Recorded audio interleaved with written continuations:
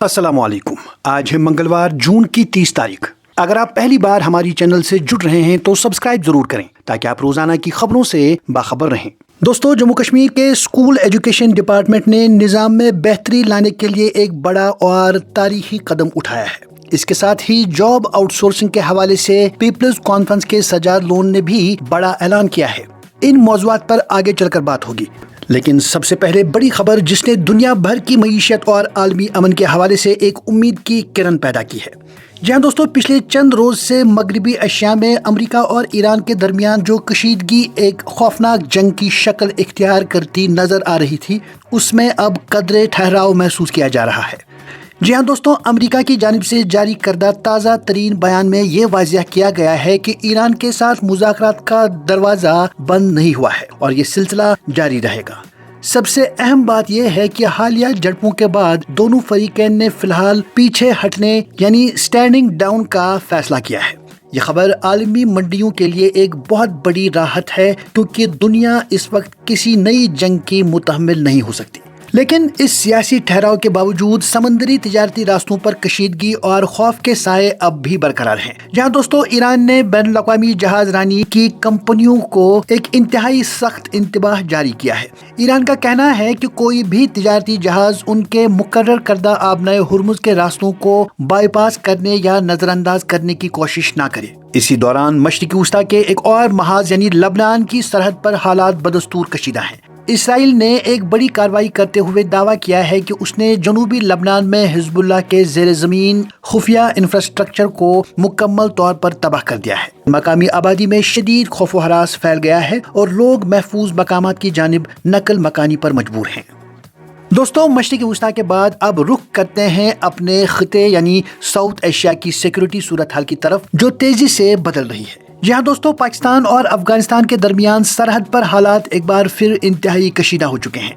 पाकिस्तान ने दावा किया है कि उसने अफगान सरहद के करीब अस्करियत पसंदों के ठिकानों पर कामयाब और हलाकत खेज स्ट्राइक्स की हैं, जिनके नतीजे में 29 शिद्दत पसंद मारे गए हैं। दोनों ममालिक के दरमियान सरहदी झड़पें और इल्जाम तराशियों का सिलसिला गुज़श्ता कुछ अरसे से उरूज पर है और इस ताज़ा तरीन कार्रवाई ने इलाके की हिफाजती सूरत हाल को मजीद हसास बना दिया है। दाखिली सिक्योरिटी और इंतजामात के हवाले से एक अहम पेशरफ्त जम्मू कश्मीर से सामने आई है, जहां सालाना श्री अमरनाथ यात्रा की तैयारियां अपने हतमी मराहिल में दाखिल हो चुकी हैं। यात्रियों के मुकम्मल तहफ़्फ़ुज़ और इंतजामी सहूलियात को जांचने के लिए इंतजामिया की जानिब से एक कामयाब ड्राई रन का इनेकाद किया गया। एक मुकम्मल और मुसल्लह काफिला रामबन पहुंचा ताकि यात्रा के दौरान पेश आने वाली किसी भी मुमकिना सिक्योरिटी रुकावट या ट्रैफिक के मसाइल का पहले से ही अंदाजा लगाया जा सके।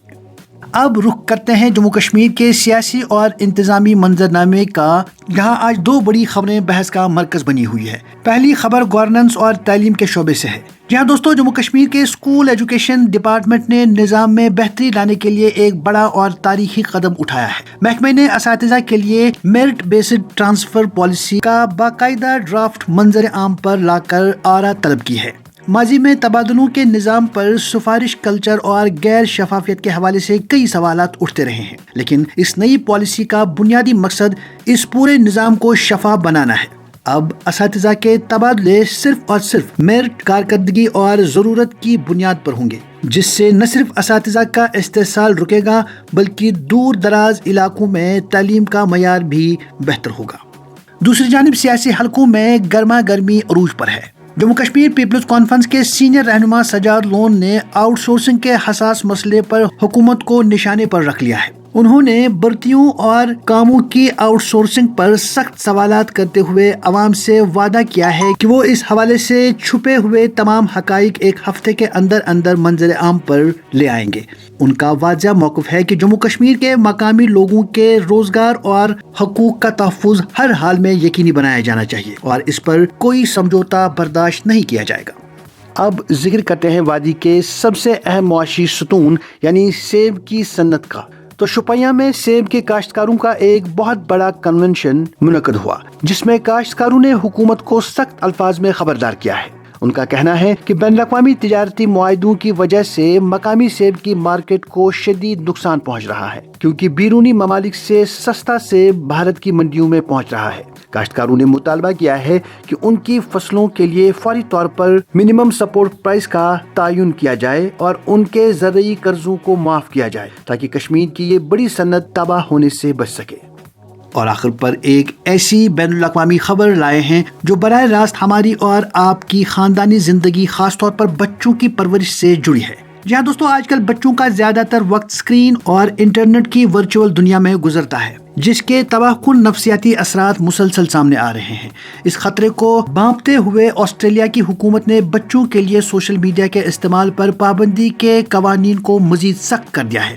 آسٹریلوی حکومت نے واضح کر دیا ہے کہ جو بڑی ٹیک کمپنیاں جیسے کہ فیس بک، انسٹاگرام یا ٹک ٹاک ان نئے اور سخت قوانین کی خلاف ورزی کریں گی، ان پر جرمانوں کی رقم دوگنی کر دی جائے گی۔ آسٹریلیا کا یہ قدم پوری دنیا اور خاص طور پر ہمارے خطے کے لیے ایک ویک اپ کال اور ایک بہترین ماڈل ہے، تاکہ ہم اپنی آنے والی نسلوں کے ذہنوں کو سوشل میڈیا کے زہریلے اثرات سے محفوظ رکھ سکیں۔ تو ناظرین، یہ تھی آج کی بڑی اور اہم خبریں۔ اگر آپ چاہتے ہیں کہ ہر روز آپ تک اسی طرح سے بڑی خبریں پہنچیں تو چینل سبسکرائب ضرور کریں۔